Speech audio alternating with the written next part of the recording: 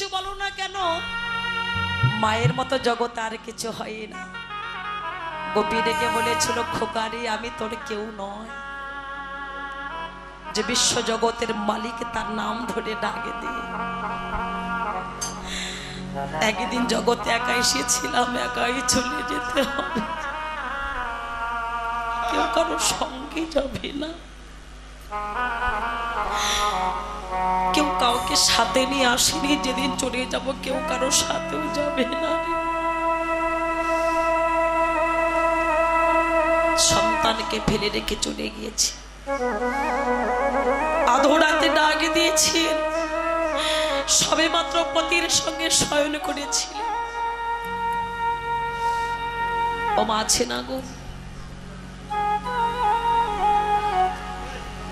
স্ত্রী আছে, স্বামী চলে গেছে, স্বামী আছে, স্ত্রী চলে গেছে।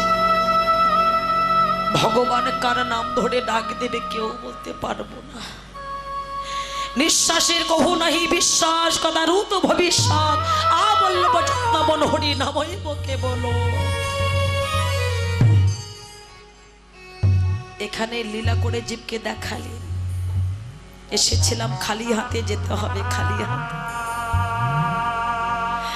শুধু লীলার কথা বলছি না, আজকে এই জায়গাটাতে সিধা খালি নাই বাবা, বৃন্দাবন হয়ে গেছে।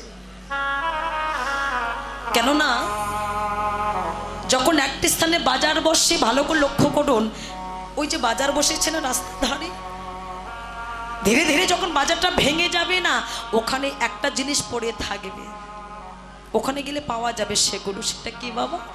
কাগজের টুকরো। ওখানে গেলে পাওয়া যাবে ওই বাজারে।